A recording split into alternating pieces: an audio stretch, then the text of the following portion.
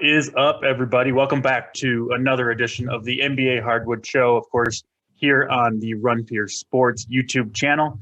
I'm Draftcheat, Peter Christensen, joined today by a struggling Titletown, lost his voice title. Toughing it out here, giving it the old college try. How are you doing today? Yeah, I mean, could be better. My voice is going to be, this is actually okay right now. It's going to be good sometimes. It's going to be rough sometimes.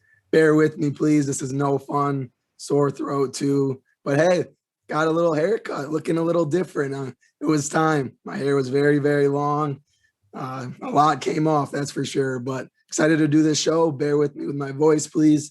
And I'll be in the chat too if people can't understand me. But I think we'll tackle it. Nice 6-game slate. Yeah, we'll get through it. 6-game slate. We'll try to keep it short for you. And we were going to call in BigT as a replacement for you, given that you're feeling a little under the weather. But the dude's sweating $1 million in golf right now. He's got a couple lineups up near the top. I think he's currently in first. So BigT, I doubt you're watching. If you are, best of luck. And if you aren't, no, we're certainly rooting for him. So.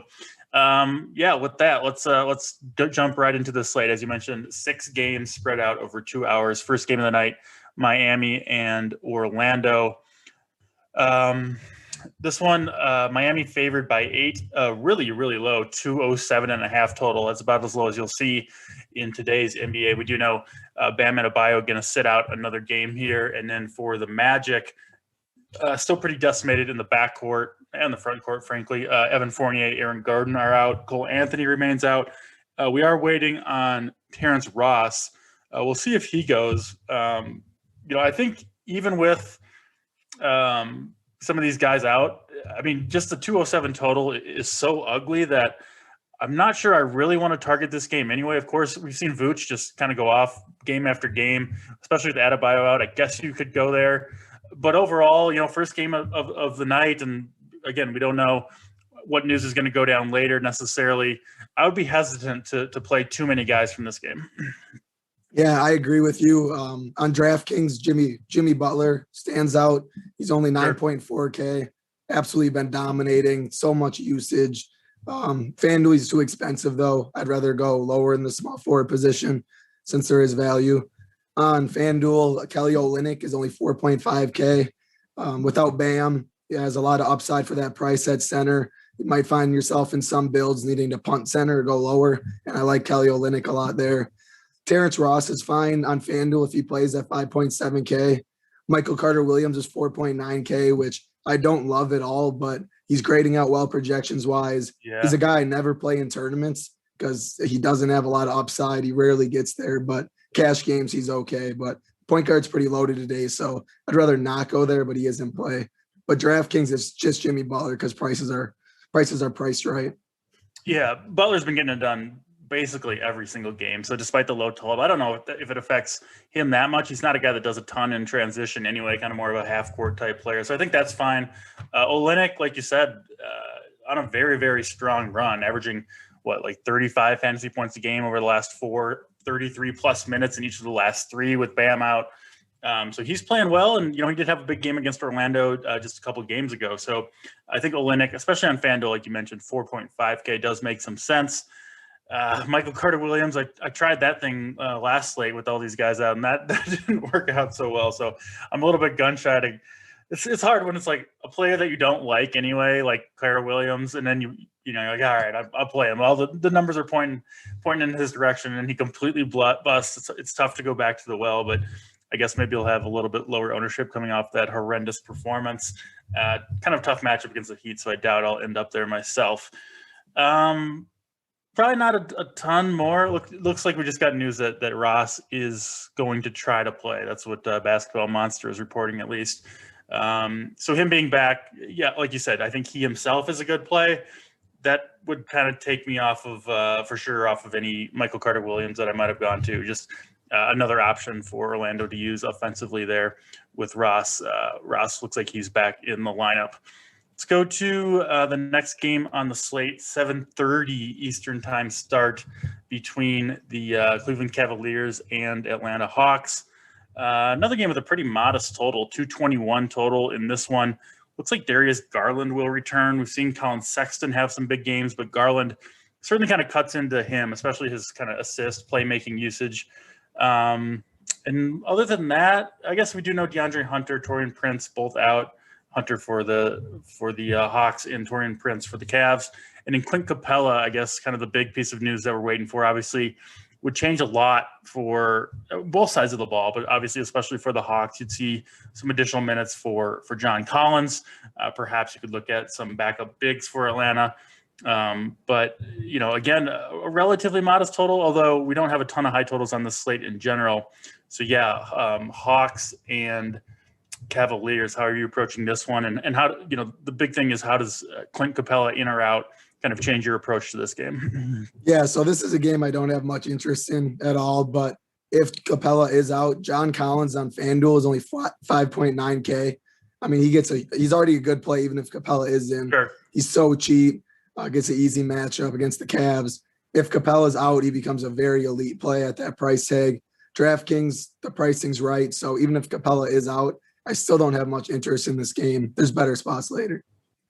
Yeah, I really think so. Sexton, 7.8K on FanDuel. I think he's up over 8K perhaps still on DraftKings. Just with Garland back, he's out of play. And, the Hawks aren't the team to target that they were kind of in the last couple of years, especially right now. They've slowed it down a little bit. Their defense isn't quite as bad. So, yeah, just be a little bit careful with this game. I think the first two games on the night are two games that are less appealing, which I guess can be a good thing, right? Because you kind of keep all those roster spots open. You can adjust to any late news. Jarrett Allen, who had, that kind of terrific run a few games ago, has come really back down to earth these last few. So, he's capable of a big game. I wouldn't mind it, especially if Capella is out. I could see him going off at low ownership, but tough to fill that center spot on FanDuel, and he's not particularly cheap on either site. So certainly not a cash play or anything like that, but I do think he's got at least the upside to go off at what should be very low ownership, I believe.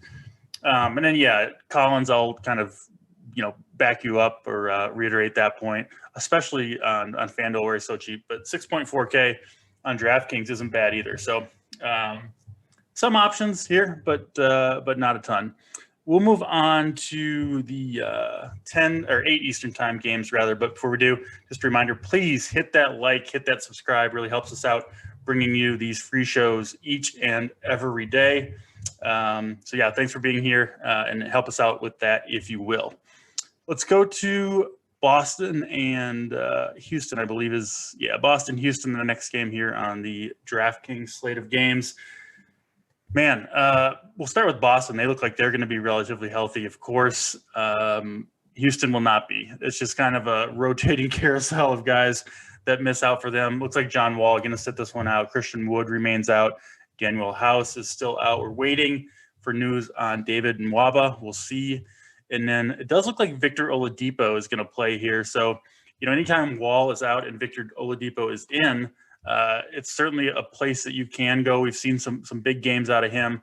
Been pretty good in each of the last two. Usage should certainly be there. I don't fully trust Houston and Oladipo here just because, they're obviously kind of in full-on tank mode. Tough matchup against Boston. They could get blown out, but you have to say Victor Oladipo at least has the upside to have a monster performance, even at 8,400 on DraftKings. Yeah, I mean, DraftKings, he's a fine play. I like him more on FanDuel where you have to play 2 shooting guards, and he's only 7.7K, so definitely stands out more over there. Kenyon Martin on FanDuel is only 3.5K, min price. You just have to play him. He's an easy lock, move on. In cash games, no such thing as a lock in GPPs, I've learned, but very, very strong play. One of the highest owned players on the slate. Kevin Porter on both sites is great. DraftKings, he's only 5K, whereas FanDuel, he's 6K. Very hard to get away on DraftKings as well. He's so good, so much usage, blowout proof. Like, it's just a very good spot for him, even in a tougher matchup. On FanDuel, Jason Tatum is 8.9K. The power forward position isn't great. And if Capella is in, it might just be a spot to pay up, take your raw points since there's value elsewhere. So Tatum is in play for that reason, but not grading out too terribly well.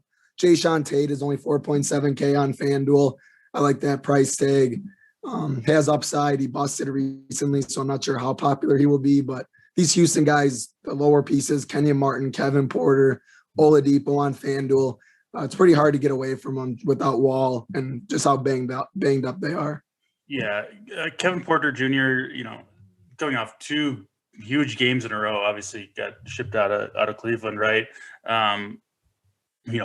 Over 40 fantasy points in both games.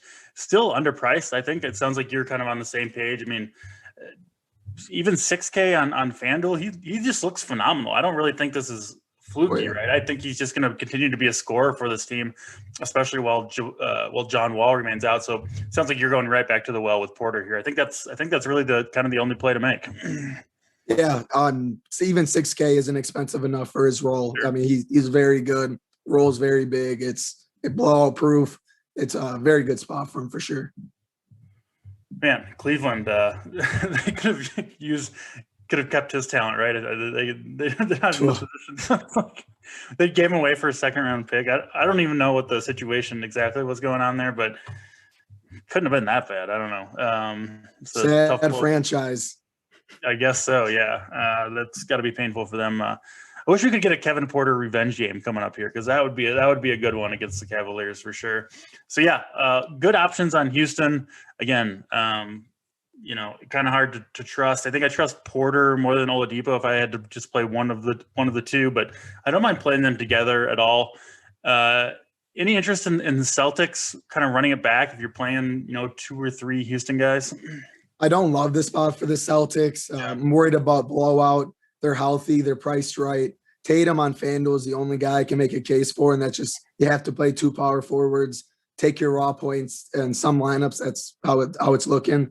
If Capella is out, though, you probably won't need Tatum because Collins will be better, but that's the only thing. Raw points at power forward on FanDuel, but they're so healthy. Better spots on the slate, no interest. Pretty much same boat for me. So, it's going to be more the Houston side, which is a little bit weird to say, given that Boston's the better team. But I think DFS-wise, that's where you want to look, is the Rockets side of this Celtics and Rockets game.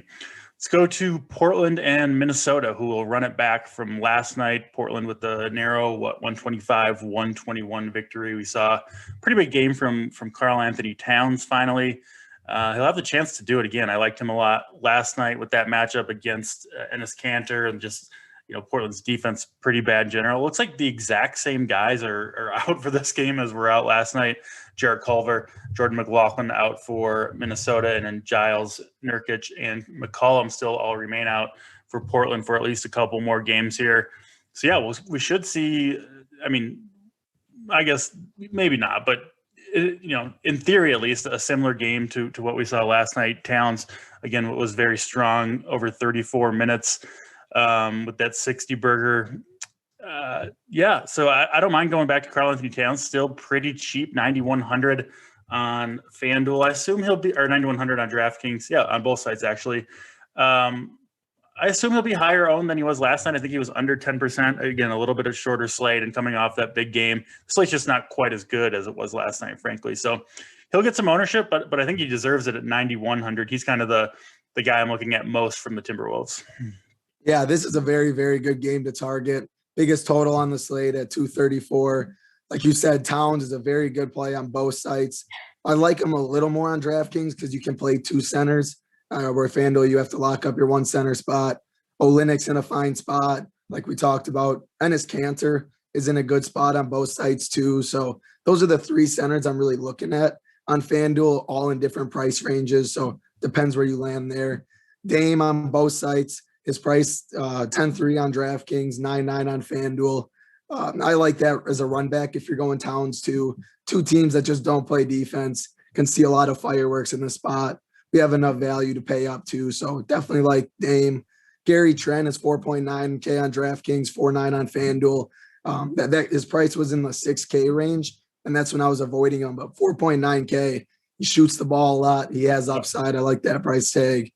Enes Kanter, like I mentioned. Then Ricky Rubio is 4.8K on FanDuel. Just such a bigger role with McLaughlin out, Culver out.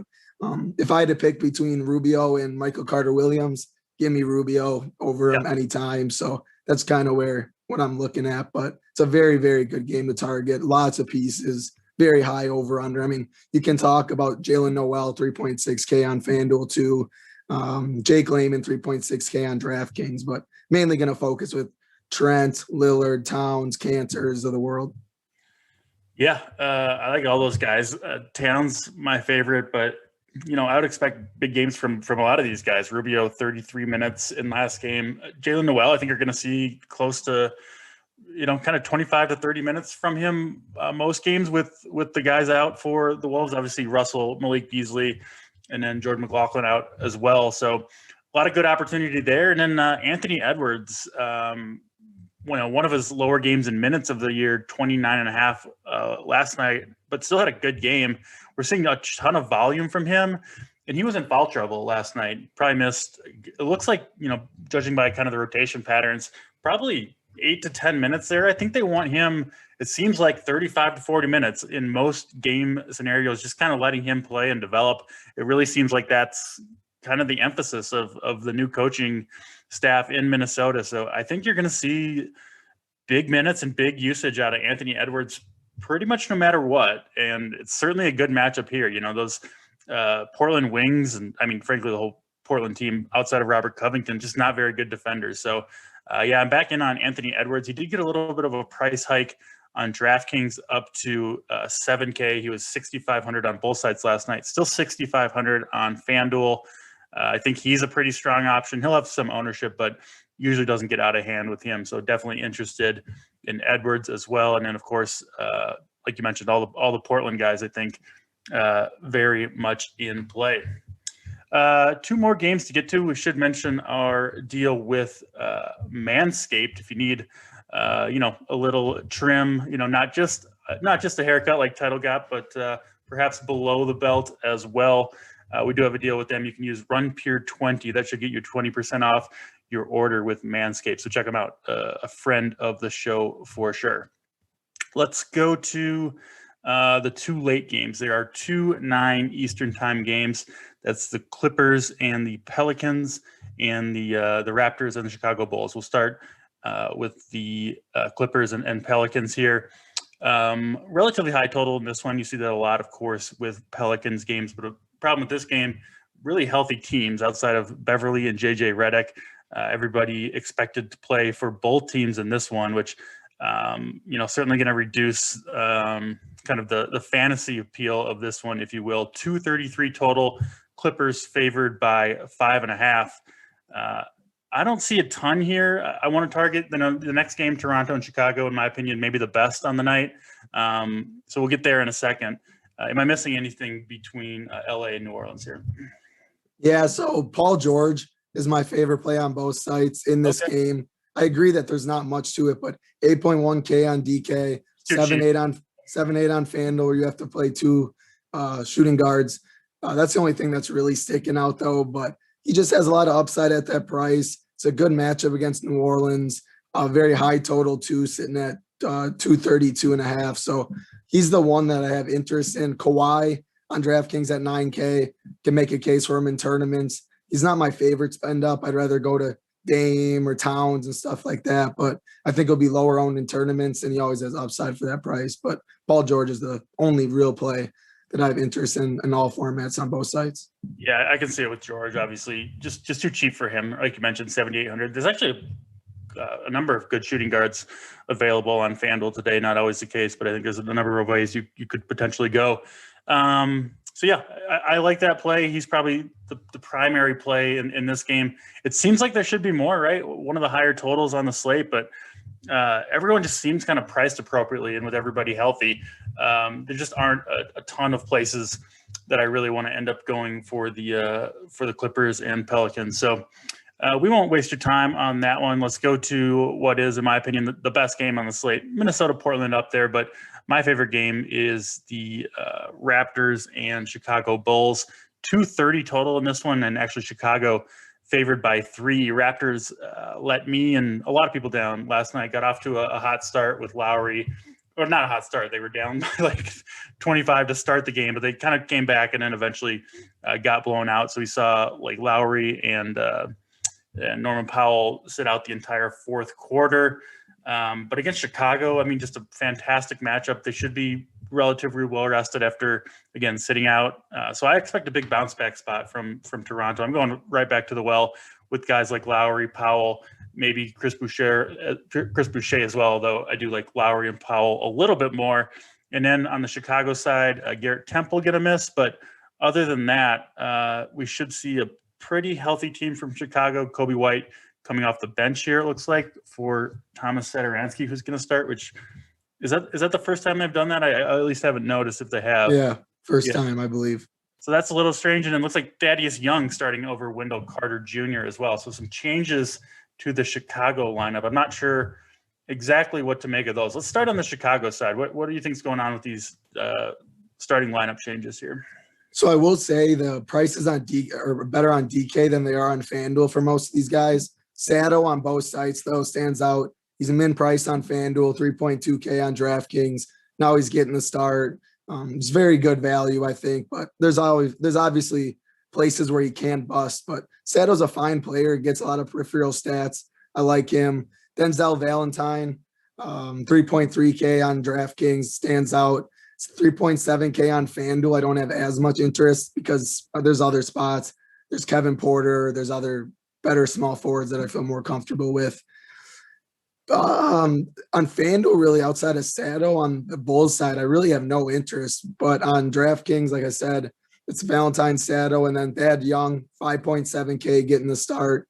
He's shown monster upside throughout this year when he gets minutes. He gets some steals and blocks as well. So 5.7K, I like that price tag as well. Then going to the Toronto side, they're better plays on DraftKings than FanDuel, except Chris Boucher, 7.2K. You got to play two power forwards. Power forward's the weakest position on this slate. So I like him over there. And I like him on DraftKings, 7K. He's only center eligible, but it's a very good matchup. I expect him to smash. Norman Powell, 7.4K. He's just been so good. The price tag feels high, but it's I don't not. think it is. No. It's fine.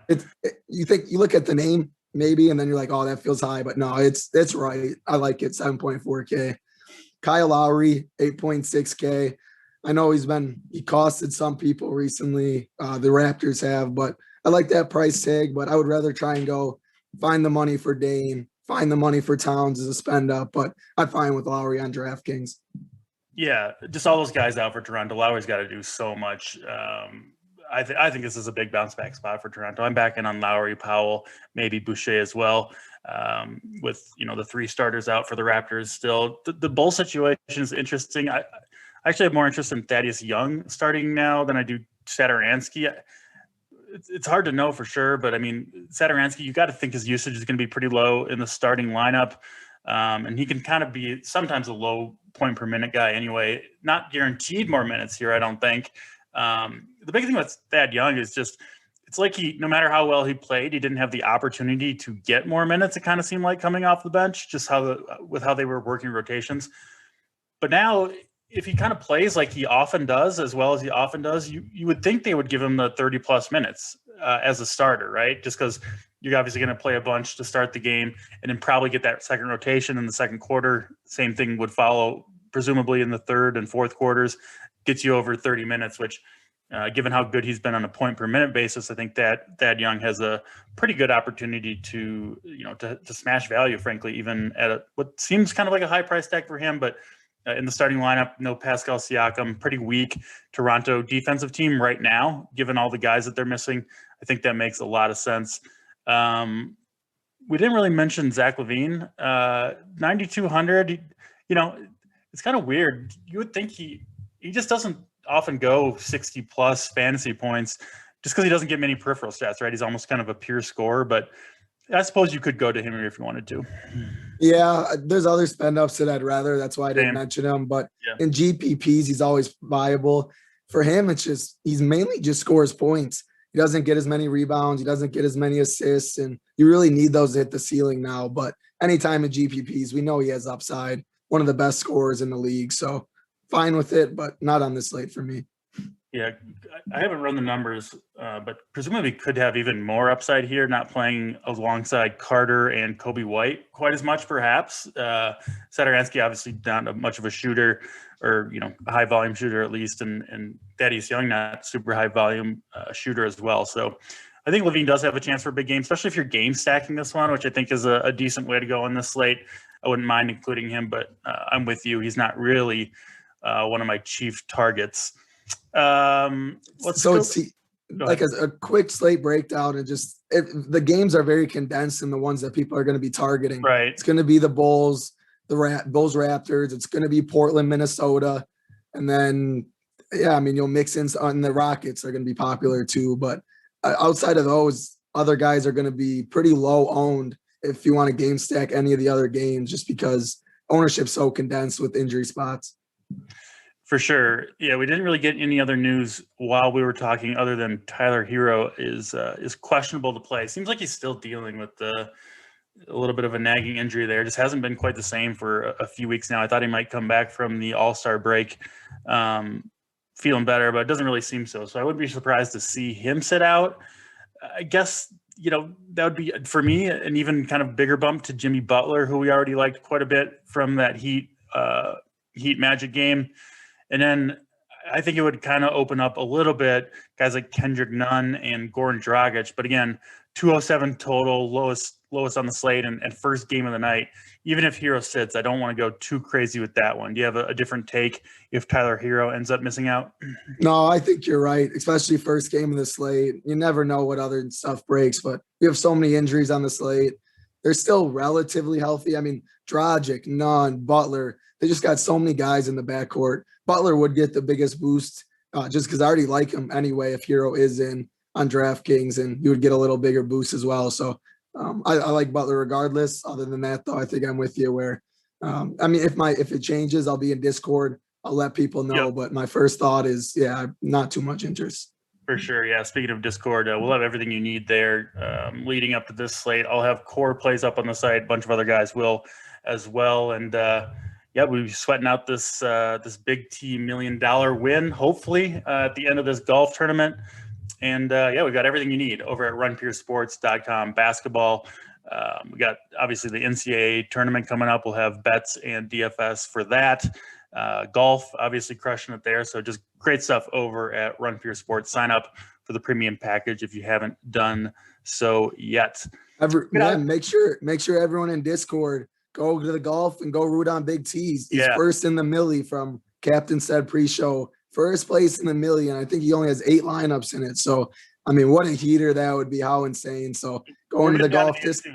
Yeah, there's a few hills to go. So it should be exciting stuff. He's been on fire in every sport. So again, congrats and good luck to our colleague and friend. First and second, he's sitting right now. I just saw, wow. I gotta be texting Big T for a loan here once I get off the show. That'll do it for us. We'll save your voice. Title, we don't want you dropping dead here while we're on air. So we'll get out of here a little bit early. Go finish this golf tournament up, and hopefully Big T will be shipping all the giblets. All right, that'll do it for us. Thanks for tuning in. As always, he's Title. I'm Draft Cheat. We'll check you next time. Good luck, everybody.